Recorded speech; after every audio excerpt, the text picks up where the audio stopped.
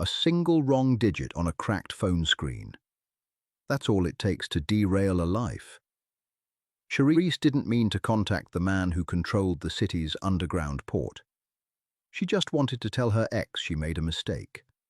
But the text went to Ramona Cassell, a man who hadn't heard someone say they missed him in a decade.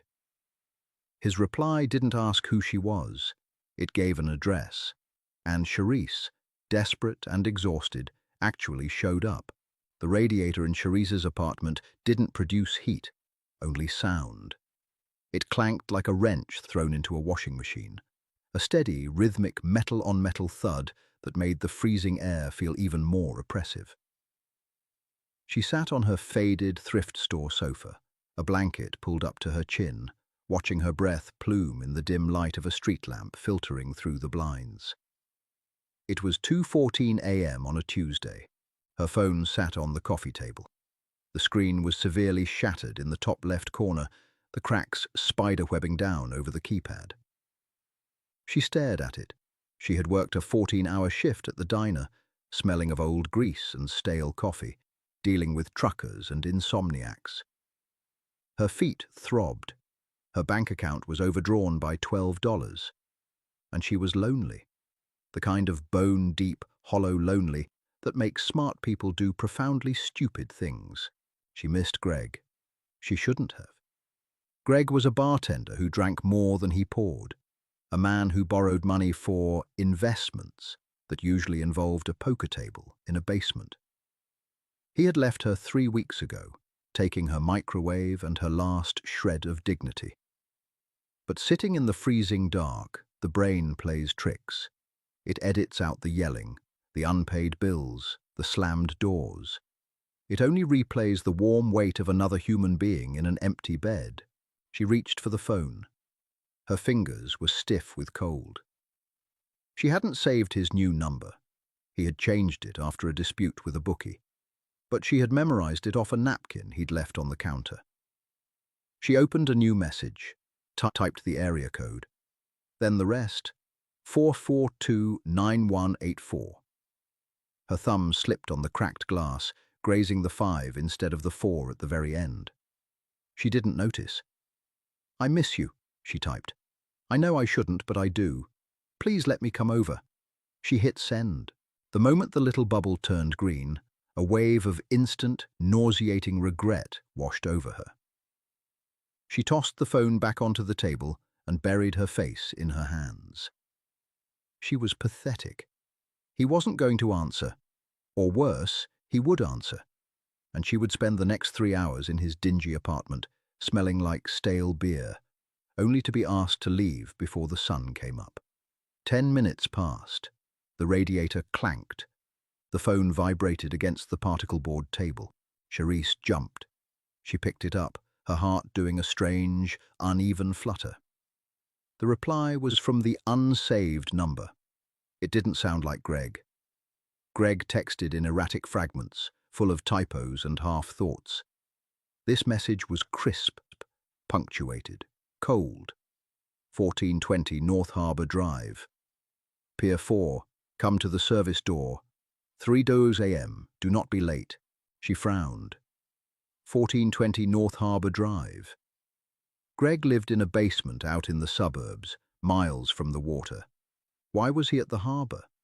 He had mentioned a new gig unloading freight, something about cash under the table. Maybe he was on a night shift. Do not be late. That sounded like Greg trying to be authoritative, playing a game. Charisse looked at the clock. 2:28 a.m.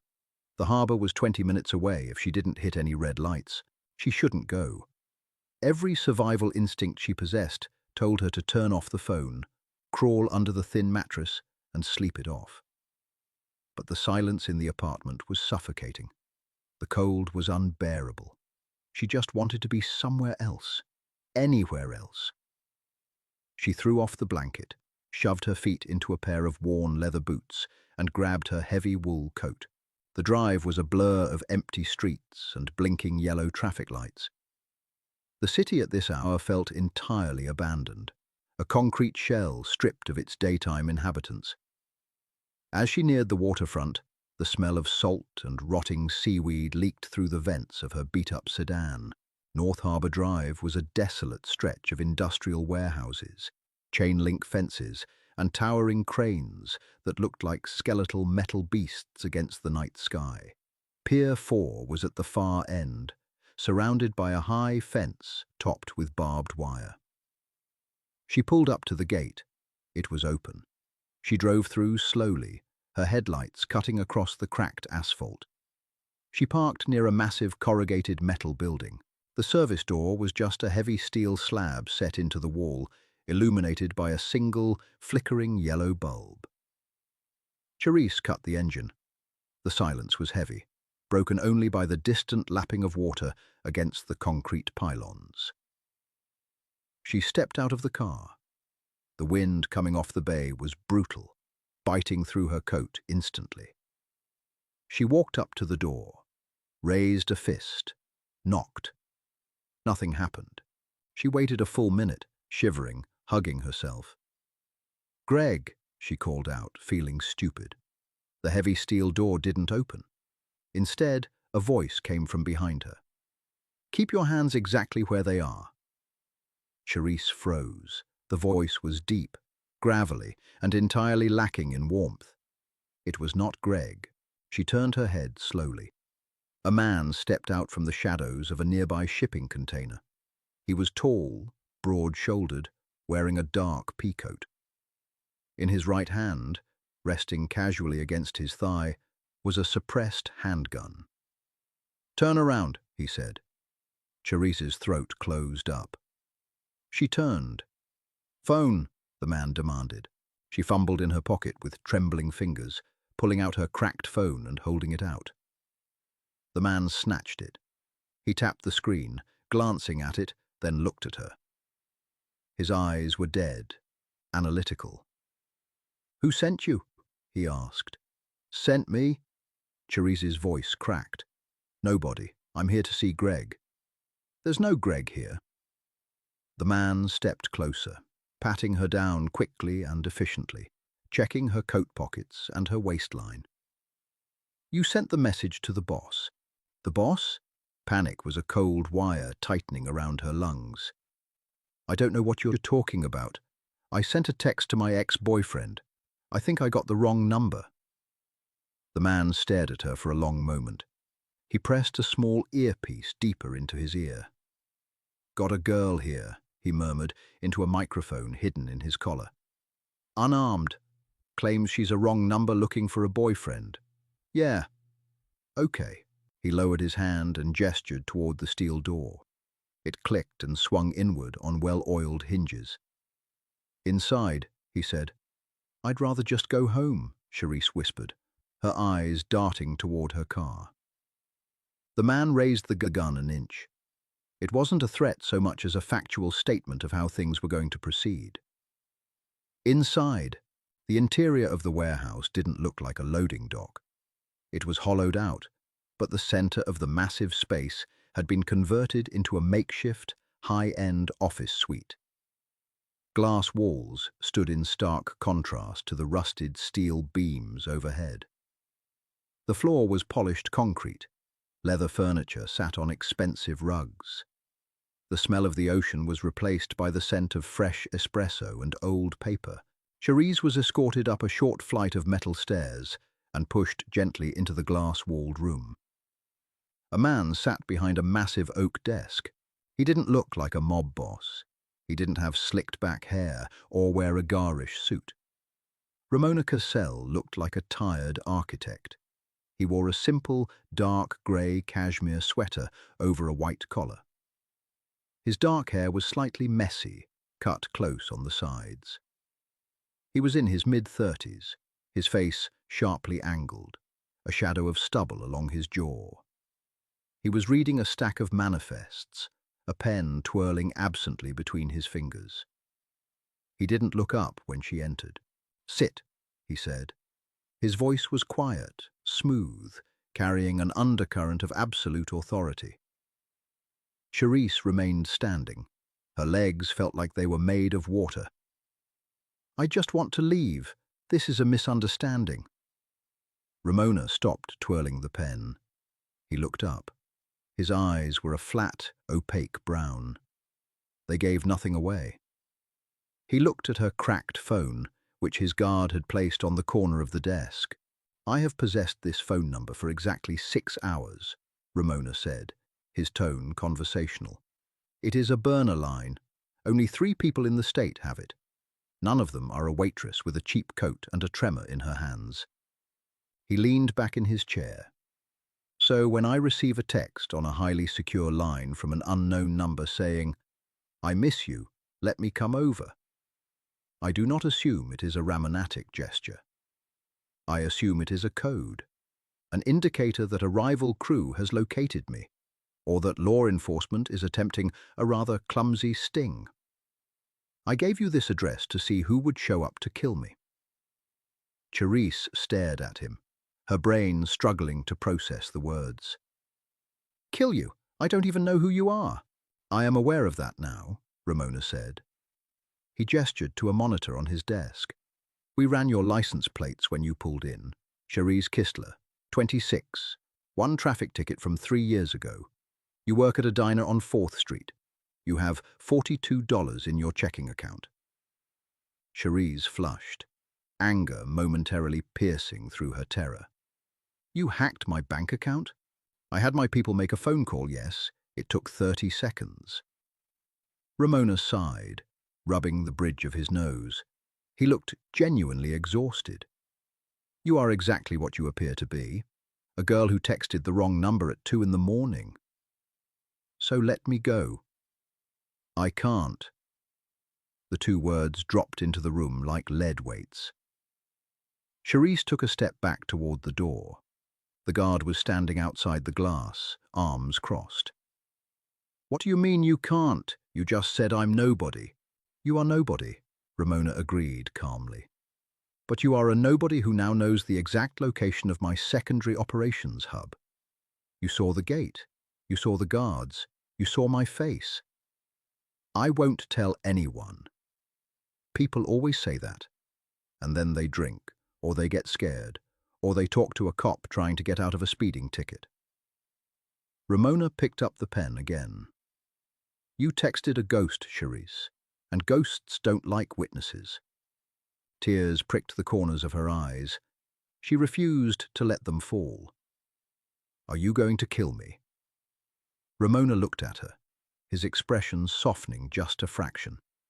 It was the first sign of anything resembling humanity. "No, I don't kill civilians, but you aren't going back to your apartment tonight. You're going to stay here until we finish the shipment tomorrow night and move our base of operations. Then you can go. I have a shift at the diner tomorrow at noon. If I don't show up, I get fired." Ramona let out a short, dry laugh. It held no humor. "You are sitting in a room with men who move unregistered weapons through a metropolitan port, and you are worried about a diner shift." "It's the only job I have," Charisse snapped, her fear suddenly boiling over into frustration. "I need that job to pay for the apartment I can barely afford to heat. Not all of us have glass offices inside shipping warehouses." Silence stretched across the room. Ramona stared at her, assessing. He didn't look angry at her outburst. He looked curious. Before he could speak, the glass wall behind him shattered. It wasn't a crack. It was an explosion. A hail of automatic gunfire tore through the warehouse. The heavy oak desk splintered as bullets chewed into the wood. Ramona moved with terrifying speed. In a fraction of a second, he had vaulted over the desk, tackled Charisse to the polished concrete floor, and covered her body with his own. The noise was deafening. Alarms began to blare. The shouting of men echoed through the cavernous space. "Stay down!" Ramona roared over the din, drawing a weapon from a holster at his hip. Charisse curled into a ball, pressing her hands over her ears, screaming. The world had gone mad. Concrete dust rained down on them. The smell of cordite and burning electrical wire filled the air. Ramona fired back blindly over the ruined desk. He grabbed Charisse by the collar of her coat. "Move! Now!" He dragged her toward a heavy steel door at the back of the office. She scrambled on her hands and knees, cutting her palms on the shattered glass. Bullets ricocheted off the metal doorframe as Ramona shoved her inside and slammed the door shut, throwing a heavy deadbolt. They were in a small, windowless room lined with server racks. The sound of the gunfire was muffled here, reduced to a heavy, rhythmic thumping against the reinforced steel. Ramona leaned against the door, breathing heavily. He checked his weapon, popping the magazine out and slamming it back in. He looked down at Charisse, who was curled on the floor, shaking uncontrollably, blood dripping from a cut on her hand. "Well," Ramona said grimly, the cynical edge returning to his voice. "It seems my location was compromised after all. Good thing you showed up to test the security." The shooting stopped after exactly 4 minutes. To Charisse, shivering on the floor of the server room, it felt like 4 hours. Every muffled crack of gunfire made her flinch. She had never heard a gun fired in real life. It didn't sound like the movies. It was louder, flatter, more violent. It sounded like the air itself was being ripped apart. Ramona didn't flinch. He stood near the door, entirely still, his head tilted as he listened to the rhythm of the violence outside. He was tracking the shots, recognizing the distinct pops of different calibers. When the silence finally settled, thick and heavy, Ramona keyed his radio. "Status," Static hissed. Then a voice, out of breath. "Clear, boss. It was the Petrov crew. 3 vehicles breached the north gate. We repelled them, 2 of ours down, 4 of theirs." Ramona's jaw tightened. "Secure the perimeter. Start the scrub. We move everything in 1 hour." He turned off the radio and looked down at Charisse. She was clutching her bleeding hand to her chest, her eyes wide, staring at him as if he were a monster. To her, he supposed, he was. "Get up," he said, offering his free hand. She shrank back. "Don't touch me." Ramona dropped his hand. He didn't have time for bedside manners. "They missed the main tart, which means they'll fall back and watch the roads. It's not safe to leave through the front. We are leaving through the water tunnels. You are coming with me." "No," Charisse said, finding her voice. "I'm leaving. I'm getting in my car and I'm driving home." "Your car is full of holes, Charisse," Ramona stated flatly. "It was parked directly in their line of fire.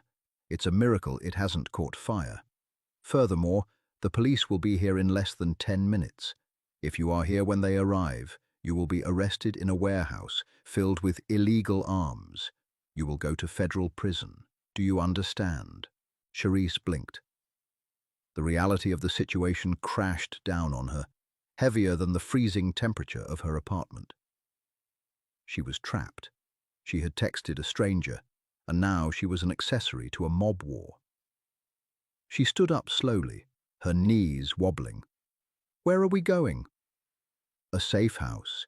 You will stay there until this is resolved." "And then?" "And then I'll figure out what to do with you," Ramona said. He opened the heavy steel door. The office was destroyed. Glass littered the floor like ice. The smell of gunpowder was choking.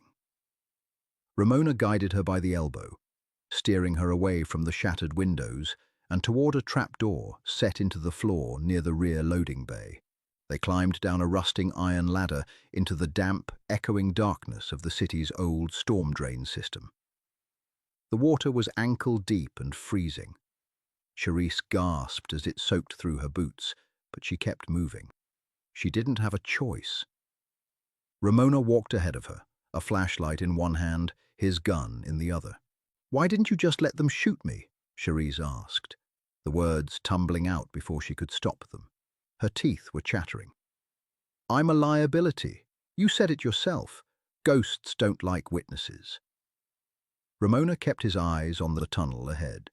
"Because I don't kill civilians, and because, against all logic, you saved my life." Charisse stopped walking. What? Ramona paused, turning the flashlight slightly so it illuminated the concrete wall, not blinding her. If you hadn't sent that text, I would have been asleep in my apartment across town. The Petrovs knew my schedule. They hit my apartment at the exact same time they hit the warehouse. My men just confirmed it. If I was home, I would be dead. But I came here to wait for the person who texted my secure line. He looked at her, his dark eyes unreadable in the dim light. Your wrong number pulled me out of a kill zone, Charisse. You inadvertently did me a massive favor. Charisse stared at him, shivering. So, we're even? Ramona gave a short, cynical laugh. In my world, a life debt is not settled with a "we're even." I owe you, and I don't like owing people. It makes things messy. I don't want anything from you, she said, her voice shaking. I just want my life back. Your life is gone, Ramona said bluntly, turning back to the tunnel. The Petrovs have your plates. They know you were at the warehouse. They will assume you belong to me. If you go back to that freezing apartment, they will find you, and they will use you to get to me. I don't belong to you. To them, you do. Ramona resumed walking. Until I dismantle the Petrovs, you are under my protection. Welcome to the family, Charisse. She stood in the freezing water, listening to the echoing splash of his footsteps. She had wanted someone to talk to. She had wanted someone to care that she existed. She had typed one wrong number, and now a crime boss claimed she belonged to him. Charisse pulled her thin coat tighter around her chest and followed him into the dark. A man in a heavy coat stood by the rear passenger door. He didn't ask questions. He didn't even look at Charisse. He merely opened the door and stepped back. Ramona nudged her forward. Charisse climbed in, sinking into the leather seats. The interior smelled of expensive pine and leather cleaner. It was a jarring contrast to the freezing, rat-infested water she had just waded through. She pulled her sweat knees to her chest, shivering so violently her teeth clicked together. Ramona slid in beside her, the door shut, sealing them in a soundproof bubble. Drive, Ramona said. The SUV glided out of the garage and into the desolate city streets. The heater kicked on, blasting warm air over Charisse's soaked legs. She closed her eyes, the adrenaline that had kept her moving finally beginning to ebb, leaving behind a hollow, nauseating exhaustion. 20 minutes later, they pulled into an underground parking structure beneath a towering glass and steel high-rise in the financial district. The building was aggressively modern, the kind of place where corporate executives kept anonymous second homes. They took a private elevator that required Ramona to press his thumb against a biometric scanner. The car shot upward with stomach-dropping speed, depositing them directly into the penthouse. The safe house was beautiful and entirely devoid of life. It was a sprawling expanse of white marble floors, floor-to-ceiling windows overlooking the sleeping city, and minimalist furniture that looked too expensive to sit on. There were no photographs, no books, no signs that a human being had ever spent more than a few hours here. It wasn't a home, it was a holding cell with a better view. Take off the coat and the boots, Ramona instructed, shrugging off his own damp peacoat and tossing it over a pristine white leather chair. Leave them by the door. Charisse complied clumsily. Her hands were still numb. She kicked off the ruined leather boots and let her cheap wool coat drop to the floor. Underneath, she wore a faded band t-shirt and jeans that were soaked up to the mid-calf. Ramona walked into a sleek kitchen and opened a cabinet, retrieving a white plastic box. He carried it to the living area and set it on the glass coffee table. Sit, he commanded, pointing to the sofa. Charisse sat on the absolute edge of the cushion. Ramona sat adjacent to her, popping the latches on the first aid kit. He pulled out a bottle of antiseptic, gauze, and medical tape. "Give me your hand," he said. She hesitated. pulling her injured hand closer to her chest. The cut on her palm, sustained when she fell onto the shattered glass in the warehouse, had stopped oozing, but it throbbed with a dull, insistent ache. "I can do it myself," she muttered. "Your hands are shaking too much. Give it to me." It wasn't a request. Charisse extended her arm. Ramona's grip was firm, his fingers warm and rough against her freezing skin. He examined the jagged slice across her palm with the clinical detachment of a mechanic inspecting a frayed wire. He poured the clear liquid over the wound. It stung with a vicious, sudden fire. Charisse hissed, trying to pull away, but Ramona held her wrist tightly. "Hold still. There's concrete dust in it," he said, taking a cotton pad and wiping away the debris. "You're enjoying this," she accused, glaring at him. "I assure you, acting as a nurse to a waitress who doesn't know how to verify a phone number was not on my agenda for tonight," Ramona replied smoothly. He began wrapping the gauze around her palm, moving with practiced efficiency. "You should be grateful. I'm usually the one putting holes in people, not patching them up." "Is that supposed to make me feel safe?" "It's supposed to establish reality." He taped the gauze secure and released her hand. "You live in a world where things are fair, where bad things happen to bad people, and if you work hard, you pay your rent. I live in the real world. In the real world, the Petrovs don't care that you just serve coffee.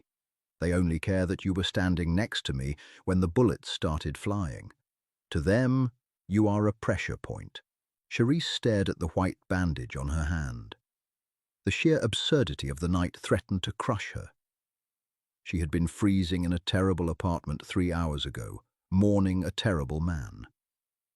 Now she was a geopolitical pawn in a war she didn't understand. "I need to call my boss," she whispered, the panic rising again. "I have the lunch shift. If I don't show up, Brenda will fire me. And if she fires me, I can't pay my landlord. He's already threatening to evict me." Ramona leaned back against the sofa, studying her. The exhaustion on his face was profound, settling into the sharp lines around his mouth. "Let me understand this," Ramona said slowly. "Someone just fired 400 rounds of ammunition at us. You are currently hiding in a secure location owned by a criminal syndicate, and your primary concern is an eviction notice?" "Yes," Charisse snapped, her voice cracking. "Because when you tell me I can leave, I have to go back to my life. I don't have a safety net. I don't have savings. I have that job and that terrible apartment. If I lose them, I am on the street. You might not understand that from up here in your glass tower, but a missed shift ruins my life just as thoroughly as a bullet." Ramona stared at her for a long, quiet minute. The cynicism in her voice wasn't an act. It was the desperate, clawing reality of someone who had spent their entire life standing on a ledge. He reached into his pocket, pulled out a thick silver money clip, and tossed it onto the glass table.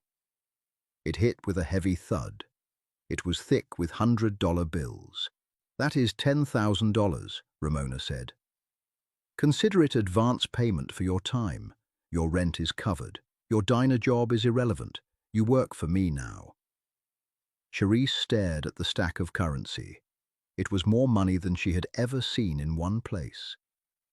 It looked dirty. It looked like a trap. "I'm not a prostitute," she said, her voice shaking with quiet fury. Ramona closed his eyes and pinched the bridge of his nose, exhaling a long, tired breath. "Neither am I, Charisse. The money is to buy your peace of mind, so you stop whining about your waitress job while I try to keep us alive. You are my alibi, my liability, and my guest. Go down the hall. Second door on the left is a guest room. There is a shower. There are clean clothes in the closet. Sleep." He stood up, grabbing his radio from his belt. The conversation was over. Charisse looked at the money, then at Ramona's back as he walked toward the floor-to-ceiling windows, staring out at the city he supposedly owned. She didn't touch the cash. She stood up, wrapping her arms around herself, and walked down the cold marble hallway. Charisse woke to the smell of black coffee and the muffled sound of low voices. For a terrifying, disorienting second, she didn't know where she was. The mattress was too soft, the sheets too heavy, the room too dark. Then the memory of the shattered glass and the deafening gunfire crashed into her skull. She sat up abruptly, clutching the silk duvet to her chest. Her hand throbbed. The white bandage was a stark reminder that it wasn't a nightmare. She swung her legs out of bed. The clothes Ramona had promised were in the closet, a pair of high-end sweatpants and a soft grey cashmere sweater that hung loosely on her frame. They smelled like expensive laundry detergent. She dressed quickly, feeling like a child playing dress-up in a stranger's house. She pushed the bedroom door open and walked softly down the hallway. The living area was flooded with harsh morning sunlight. Ramona was sitting at a massive marble dining table, looking exactly as he had the night before, minus the jacket. A laptop was open in front of him, next to a steaming mug of coffee and a disassembled handgun. Standing across from him was a man Charisse hadn't seen before. He was older, perhaps in his 50s, with a neatly trimmed grey beard, wire-rimmed glasses, and a bespoke navy suit. He looked like a university professor, until you noticed the way his eyes tracked every shadow in the room. "The ports are locked down," the older man was saying, his voice a low, precise rumble. "The police found the warehouse. It's a circus. The Petrovs left 2 bodies behind, but neither had any identification. They're ghosts." "They aren't ghosts, Bennett. They're sloppy," Ramona replied, not looking up from his screen. "If they were professionals, they wouldn't have missed the primary target when they breached the perimeter. They rushed it. They rushed it because they thought they had the element of surprise," Bennett pointed out. He shifted his gaze, noticing Charisse lingering at the edge of the hallway. His expression didn't change, but his posture stiffened slightly. "And this is the variable." Ramona finally looked up, closing the laptop halfway. He studied Charisse for a moment, taking in the oversized sweater and the pale, exhausted cast of her face. "Charisse, this is Bennett. He handles my logistics," Ramona introduced smoothly. Bennett gave a curt, polite nod. "Miss Kistler." Charisse crossed her arms, suddenly hyper-aware of her unbrushed hair and the borrowed clothes. "You know my name." "I know everything about you, Miss Kistler. It is my job to know," Bennett said calmly. "Including the fact that your former boyfriend, Gregory, currently owes $12,000 to a low-level bookie operating out of the South Side." Charisse's stomach dropped. "Greg owes money?" "A substantial amount," Ramona interjected, leaning back in his chair. "Which brings us to an interesting theory Bennett posited this morning. The Petrovs knew my exact schedule. They knew the layout of the warehouse. They had inside information. And then, miraculously, an hour before the hit, a civilian with connections to an indebted degenerate texts my secure line, pulling me out of position. Charisse felt the air leave the room. The implication hung between them, heavy and suffocating. "You think I set you up?" she asked, her voice a fragile whisper. "You think I texted you on purpose to what? Lure you out?" "It is a statistical anomaly," Bennett stated, tapping a folder on the table. "An incredibly convenient mistake. I told you the truth." Charisse stepped fully into the room, her fear entirely replaced by a sudden hot wave of indignation. She marched toward the table, glaring at Ramona. "I slipped on a cracked screen. You saw my phone? You saw the glass. If I was a criminal mastermind working for the Petrovs, do you think I'd be crying over a missed shift at a diner? Do you think I'd be living in an apartment that doesn't even have heat? Desperation makes people do highly profitable, highly dangerous things," Bennett said reasonably. Charisse ignored him, keeping her eyes locked on Ramona. "You said I saved your life. You said you owed me." Ramona held her gaze. His eyes were dark, calculating, searching her face for any crack in the veneer. After a long, stretching silence, he reached out and snapped the laptop completely shut. "Bennett is paid to be paranoid," Ramona said quietly. "If I thought you were working for the Petrovs, you wouldn't have woken up this morning in a guest room." Bennett sighed, a barely audible sound of disapproval. "Ramona." "She's clear, Bennett. Drop it." Ramona's voice brooked no argument. It was the tone of a man who commanded absolute obedience. He gestured to a silver carafe on the kitchen counter. "There's coffee, Charisse. Drink it. We have a long day." Charisse didn't move toward the coffee. She stayed planted in front of the table. "You said I work for you now. What does that mean?" Ramona picked up a cloth and began carefully wiping down the slide of the disassembled handgun. "It means you are going to stay out of sight, and you are going to do exactly what you are told until I eliminate the threat against us." "And what if I don't want to just sit in a cage and wait for you to fix it?" she challenged.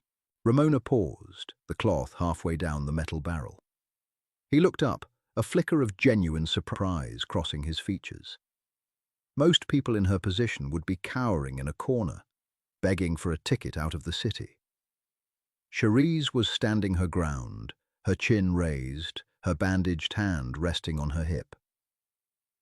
"You want to contribute to a mob war, Charisse?" he asked, a cynical smirk playing at the corner of his mouth. "What are you going to do? Refill the Petrovs' coffee until they surrender?" "I know the South Side," Charisse shot back, ignoring the insult.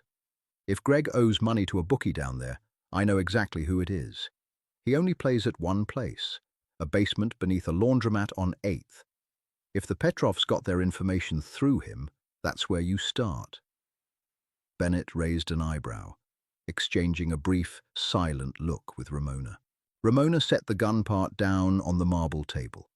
The smirk vanished, replaced by a sharp, assessing intensity. He was looking at her differently now, not as a helpless civilian, and not as a liability. "A laundromat on 8th, Ramona repeated softly. He leaned forward, resting his forearms on the table. "Well then, go drink your coffee, Charisse. It seems you just earned your keep."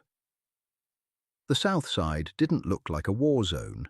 It looked like an apology. Row houses sagged under the weight of wet snow, their gutters choking on frozen leaves and garbage. The streets were an obstacle course of craters that threatened to swallow the tires of the black SUV. They idled half a block from a neon sign that buzzed a frantic, dying pink. Suds and duds. Charisse stared through the tinted window. Beside her, Ramona casually adjusted the cuffs of his dark coat. He didn't look nervous. He looked like a man preparing to inspect a remarkably dirty bathroom he was being forced to use. "You stay in the vehicle," Ramona said. He didn't look at her. His eyes were scanning the street, calculating angles, exits, and threats. "No," Charisse replied. Ramona turned his head slowly. The muscle in his jaw flexed, a microscopic twitch of irritation. "I am not taking a civilian into a basement run by an illegal bookmaker, Charisse. This isn't a field trip. And you are a guy wearing a $3,000 coat who smells like bergamot," she shot back, her voice tight but unwavering. "Mick runs the back room. He hates suits. He hates cops. And right now, you look like a very expensive combination of both. You walk down there with your hand inside your coat, someone is going to panic. They'll pull a gun, you'll shoot them, and we learn absolutely nothing." Ramona stared at her. The silence in the SUV grew thick, heavy with the hum of the engine and the faint sound of sirens blocks away. "Mick knows me," Charisse continued, swallowing the lump of fear in her throat. "He knows I used to come drag Greg out of there on Sunday nights when he blew our grocery money on football games. He'll talk to me." Ramona tapped a rhythm on his knee. He keyed the radio hidden in his collar. "Hold position," he murmured to the men waiting in a trailing sedan. He looked back at Charisse, his opaque brown eyes stripping her down to her nerve endings. "You walk in front of me. You do not raise your voice. If I tap your shoulder, you drop to the floor immediately. Do you understand?" Yes. The air inside the laundromat was a physical weight, thick with humidity and the suffocating scent of cheap floral detergent. A few exhausted people sat on plastic chairs, staring blankly at the spinning drums of industrial washers. Charisse walked past them, keeping her chin up, aiming straight for a heavy, unmarked fire door at the back of the building. Ramona followed, a silent, imposing shadow that seemed to swallow the fluorescent light. She knocked on the metal door. 3 sharp raps, a pause, then 2 more. Greg's old code. The heavy deadbolt clicked. The door opened a fraction, revealing a face that looked like a crushed catcher's mitt. "We're closed to the public," the man grunted, chewing on a toothpick. "Tell Mick it's Charisse," she said, wrapping her arms around her chest. "Greg's ex." The man paused, looking past her shoulder to Ramona. His eyes narrowed instantly, his posture stiffening. "He's with me," Charisse said, striving for a tone of utter exhaustion. "He's the guy holding Greg's paper from the east side. We need to talk about his debts, now." The bouncer hesitated, then pulled the door open. The basement was a sensory assault. The air was blue with stale cigar smoke, smelling heavily of spilled beer, sweat, and the low, frantic murmur of desperate men betting money they didn't have. Flickering overhead lights illuminated green felt tables. In the far corner, behind a wire mesh cage that looked like a bank teller's window from hell, sat Mick. He was a grossly overweight man with a shining bald head and a surprisingly neat mustache, counting stacks of wrinkled bills. He looked up as Charisse approached the cage. "Well, if it ain't the ball and chain," Mick wheezed, leaning back in a squeaking leather office chair. "Greg ain't been here in a week, sweetheart. You're out of luck, and you look terrible." "I'm not looking for him, Mick," Charisse said, resting her hands on the narrow wooden counter in front of the wire mesh. Her bandaged palm throbbed in time with her pulse. "I'm looking for information." Mick's gaze drifted to Ramona. Ramona stood exactly 3 feet behind Charisse, perfectly still, his hands resting easily in the pockets of his coat. Mick wasn't stupid. He ran a basement casino in the worst part of the city. He recognized lethal danger when it walked into his room, wearing tailored clothes. "Who's the stiff?" Mick asked, his voice losing its jovial, mocking edge. "I'm the man who wants to know how a degenerate gambler paid off a $12,000 deficit 3 days ago," Ramona said. His voice barely carried over the noise of the room, but its pitch was designed to cut through the air like a straight razor. Mick swallowed hard, a bead of sweat tracing the curve of his bald head. "Privacy policy, pal. I don't discuss my client's finances with strangers." Ramona took a single step forward. He didn't draw a weapon. He didn't raise his voice. He simply removed his right hand from his pocket and placed it flat on the wooden counter. The movement was so deliberate, so laden with the promise of violence, that the betting table nearest to them went entirely dead silent. Cards stopped flipping. Dice stopped rolling. "My name is Ramona Cassell," he said quietly. "A group of Russians shot up my warehouse last night. Someone told them where to find me. Your ledger says Greg suddenly came into cash the day before. Now, you can either tell me who he sold the information to, or I can have my men weld that fire door shut and burn this building to the foundation with you locked inside this cage." Mick's face drained of color, leaving him looking like a bloated corpse. The street-tough bluster vanished instantly. He looked at Charisse, his eyes wide and desperate. "Charisse, Jesus, I didn't know—" "Who did he talk to, Mick?" she asked, her voice turning ice cold. She felt no pity for him. A guy named Yuri, Mick stammered, raising his hands in a placating gesture. One of the Petrov lieutenants. Greg drinks with a dock worker who unloads freight at Pier 4. The guy was complaining about a massive, off-the-books shipment coming in. Lots of security. Greg didn't know it was you, Castle. I swear to God. He just knew it was a big score moving through the port, and he sold the rumor to Yuri to clear his debt. That's it. That's all he knew. Ramona stared at him for 3 agonizing seconds. He absorbed the information, his face an unreadable mask. Then he reached out and tapped Cherise's shoulder. "We're done," Ramona said.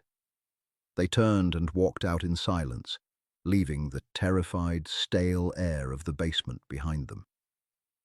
The doors of the SUV thumped shut, sealing them back in the quiet, leather-scented cocoon. The driver put the car in gear, pulling away from the curb before Ramona even gave the order. Cherise stared out the window at the passing grime of the city. The heater blew warm air over her face, thawing the chill from the laundromat, but internally she felt entirely numb. $12,000. That was the going rate. That was what it cost to inadvertently orchestrate a bloodbath, to ruin her life, to force her to hide in a glass tower with a crime lord. Greg hadn't maliciously tried to assassinate a cartel boss. He had just been greedy, careless, and stupid. It was almost worse than if it had been a calculated plot. Her life had been derailed by a man who couldn't balance a checkbook, selling bar gossip to a Russian mobster just to keep his kneecaps intact. "Are you going to kill him?" she asked softly, not turning her head from the window. Ramona was typing a rapid message on a heavily encrypted phone. "Greg? No. He's a symptom, not the disease. The Petrovs are the disease. Greg will end up in a ditch eventually by his own design. I don't need to waste a bullet on him." "He sold you out for 12 grand. He sold a rumor," Ramona corrected, hitting send and sliding the phone into his interior pocket. "He didn't know my name was attached. The Petrovs put the pieces together. It's business." Cherise finally turned to look at him. "Business? Men died last night. I was almost shot. My car is full of holes, and I am sitting here wearing your clothes, and you call it business? What else would you like me to call it?" Ramona met her gaze, his expression completely unyielding. "A tragedy, an outrage. In my line of work, indignation is a luxury that gets people killed. You assess the damage, you identify the leak, and you plug it. That is how you survive." "I just wanted to pay my rent," she whispered, the fight suddenly draining out of her. The adrenaline crash hit hard, leaving a hollow, echoing ache in her chest.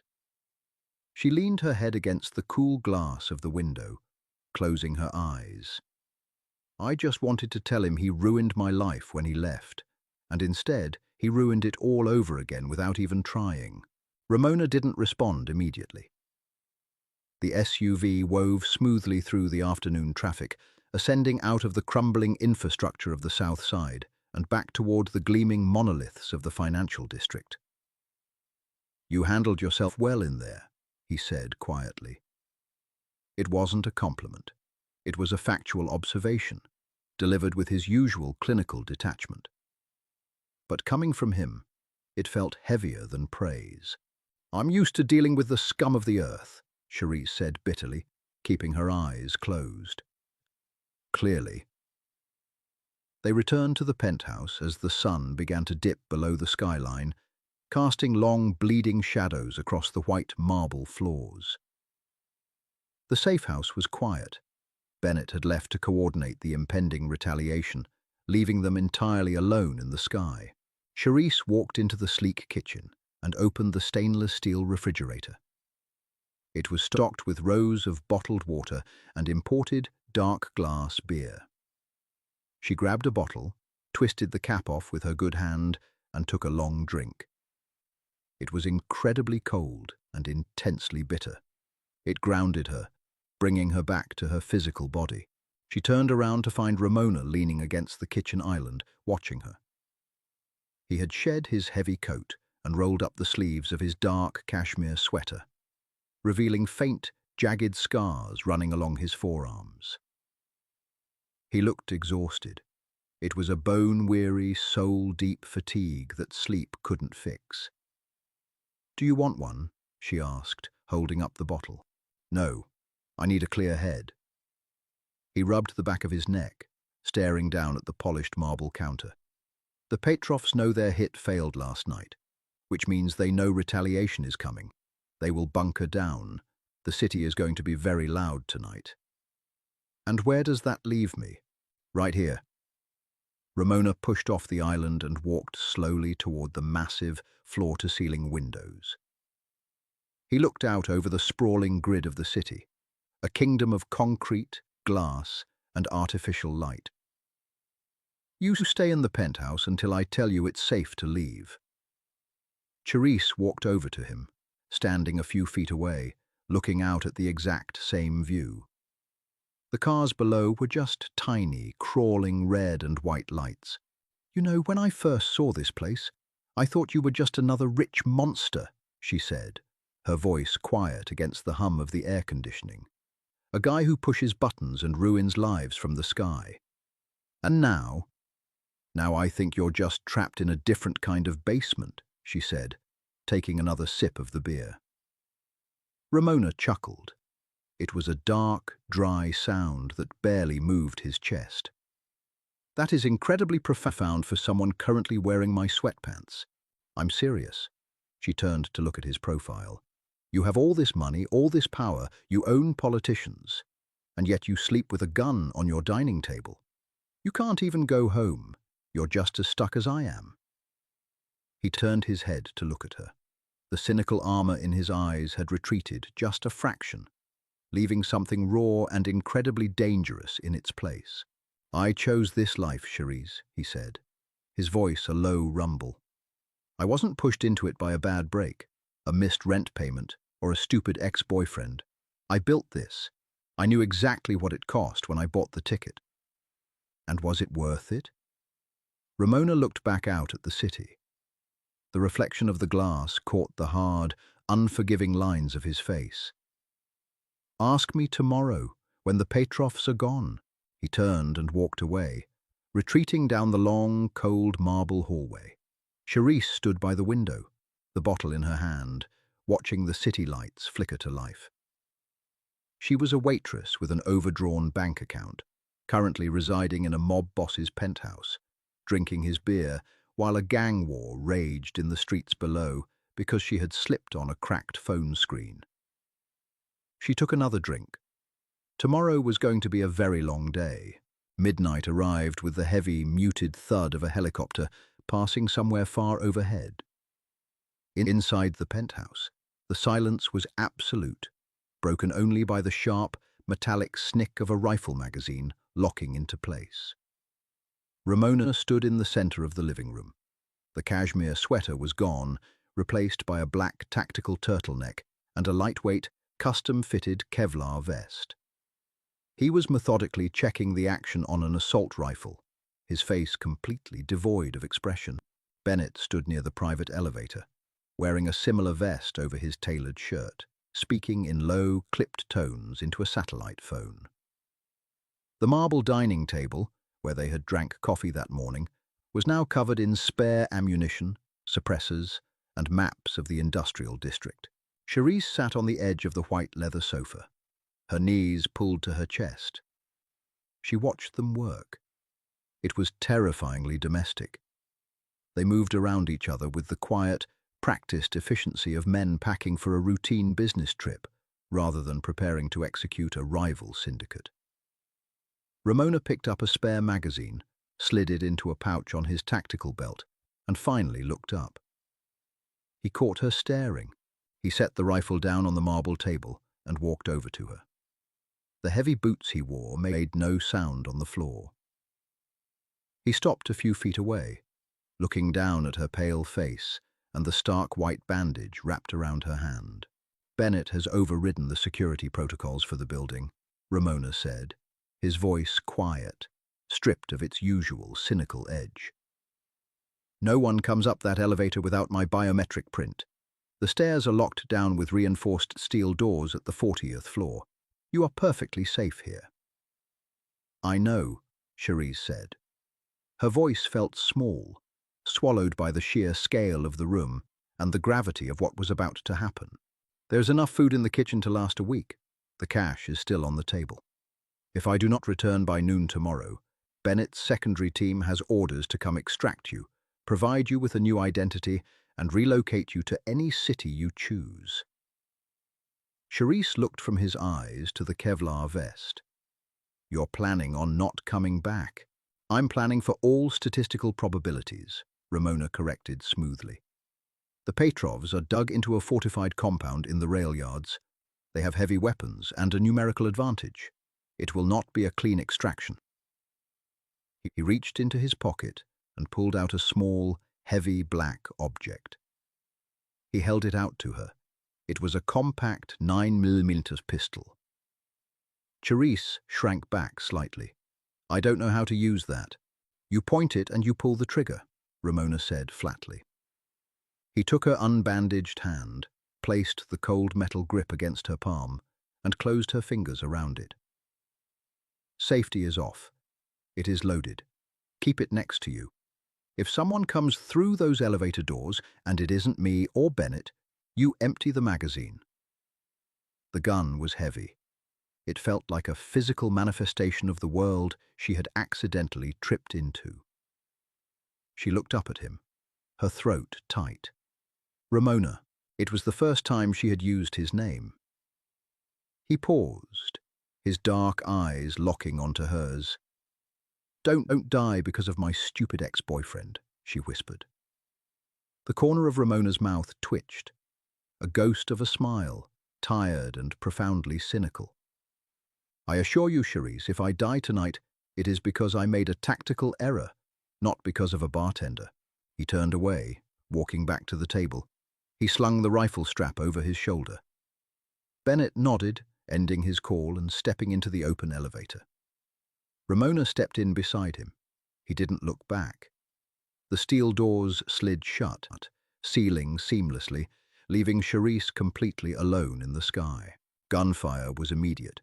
It demanded action, survival, adrenaline. Waiting in the dead silence of the glass tower was a slow, agonizing corrosion of the nerves.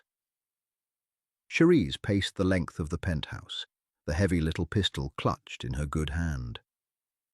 She walked from the kitchen to the floor-to-ceiling windows, staring down at the grid of the city, searching for a flash of light, a plume of smoke, anything that would indicate what was happening in the dark. By 3 a.m. she turned on the massive flat-screen television, keeping the volume barely above a whisper. The local news cycled through weather patterns and political scandals. At 4:15 a.m., the breaking news banner flashed across the bottom of the screen. Massive industrial fire in South Rail Yards, multiple explosions reported. The screen cut to shaky, distant footage of towering orange flames licking the night sky, thick black smoke billowing upward. The newscaster's voice was tense, talking about an underground gas line rupture, warning residents to stay indoors. Cherise sank onto the floor in front of the television, the cold marble seeping through her borrowed sweatpants. A gas line rupture. It was a lie, a neat, digestible fiction fed to a city that didn't want to know the truth. She knew exactly what was burning. She sat there for hours, watching the flames on the screen slowly die down to smouldering ash as the sun began to aggressively bleed over the horizon. The sky turned a bruised purple, then a pale, washed-out grey. The clock on the wall read 7:30 a.m. Her diner shift started in 4.5 hours. The thought invaded her brain, absurd and entirely irrelevant. Brenda would be angry. The landlord would tape the eviction notice to her door. Her life, her miserable, freezing, exhausting life, was waiting for her out there. She looked at the thick stack of $100 bills sitting on the glass coffee table. $10,000. She could take it, walk out the front door, and never look back. She could pay her rent for a year. She could buy a new car. She could fix the cracked screen on her phone. But as she stared at the money, a hollow realization settled into her bones. She didn't want her old life back. The cold apartment, the smell of stale coffee, the hollow, gnawing loneliness that had driven her to text a ghost in the middle of the night. It all felt like a faded photograph of someone else. In the span of 30 hours, Ramona Cassell had dragged her into a nightmare, but he had also shielded her with his own body. He had treated her not as a victim, but as a variable. He had seen her. She set the heavy pistol on the coffee table, next to the money. She wrapped her arms around her knees, leaned her head back against the sofa, and waited. The soft electronic chime of the biometric lock echoed through the penthouse at 8:42 a.m. Charisse shot up from the floor, her heart hammering wildly against her ribs. She stared at the brushed steel doors of the private elevator. A green light flashed above the scanner. The doors slid open. Ramona stepped out. He was entirely alone. He didn't look like an untouchable crime lord. He looked like a man who had survived a car crash. The Kevlar vest was gone. His black turtleneck was torn at the shoulder, the fabric stiff with dried blood. His face was covered in a thick layer of soot, concrete dust, and exhaustion. He held a hand pressed hard against his ribs on his left side, his breathing shallow and uneven. He walked 2 steps into the room, saw Charisse standing by the coffee table, and stopped. "Bennett," she asked, her voice trembling. "Taking care of the cleanup," Ramona rasped. He coughed, wincing heavily, leaning against the kitchen island for support. "The police will find a tragic accident involving unregulated chemical storage. The Petrovs are no longer a concern." He pushed off the counter and limped heavily towards the living area, bypassing the pristine white chairs and collapsing onto the sofa with a heavy, pained groan. He leaned his head back against the leather, closing his eyes. Charisse stood frozen for a second, then her instincts kicked in. She ran to the kitchen, grabbed a clean towel, ran it under cold water, and rushed back to the living room. She bypassed the first aid kit, went straight to the liquor cabinet Ramona kept near the window, grabbed a bottle of expensive bourbon, and brought it all to the table. She knelt beside the sofa. "Look at me." Ramona opened one eye. The opaque, calculating wall was gone, replaced by raw, unfiltered fatigue. "You're still here." "Of course I'm still here. The doors were locked," she said, her hands shaking slightly as she uncapped the bourbon. "Where are you hit?" "I'm not hit," he murmured, his eyes slipping closed again. "Took a shrapnel burst to the shoulder. Broke a couple of ribs diving out of a second-story window when the primary charges went off. I'm fine." "You look like hell." "I've looked worse." Charisse poured a generous measure of the bourbon into a glass and pressed it into his hand. "Drink it." He took it, downing the dark amber liquid in a single, smooth swallow. He hissed as it hit the back of his throat, the alcohol burning away some of the shock. Charisse took the cold, damp towel and gently wiped the soot and dried blood from his face. He didn't pull away. He remained perfectly still, letting her clean the grime from his jawline and his cheekbones. "It's over," Ramona said quietly, staring at the ceiling. "Yuri is dead. The crew is scattered. They won't come back to this city." He slowly turned his head to look at her. The cynical edge returned, duller but still present. He looked past her, fixing his gaze on the thick stack of bills resting next to the handgun on the table. "Your debt is paid, Charisse," he said, his voice a low, gravelly rasp. "You are not a liability anymore. No one knows who you are. You can take the money. You can walk out of that elevator, and you will never see me again. I will make sure of it." Charisse stopped wiping his face. She looked at the blood on the towel, then at the bruised, battered man lying on the expensive leather. "I have a shift in 3 hours," she said quietly. "Then you should go. I think Brenda is going to have to fire me." Ramona frowned slightly, a wince crossing his face as his ribs shifted. "Don't be stupid. $10,000 is a lot of money, but it won't last forever. You need to return to reality." "Reality is overrated," Cherise replied. She tossed the dirty towel onto the glass table, right next to the money. She didn't look at the cash. She looked directly into Ramona's dark, exhausted eyes. "My reality was freezing in the dark, crying over a man who sold me out for pocket change. My reality was entirely invisible." She leaned closer, the scent of smoke, cordite, and copper filling her senses. It was a harsh, ugly smell, but it was incredibly real. "You said I was a nobody," she continued, her voice steady, stripped of the fear that had dictated her life for the past 2 days. "You were right, but I accidentally texted a ghost, and the ghost answered."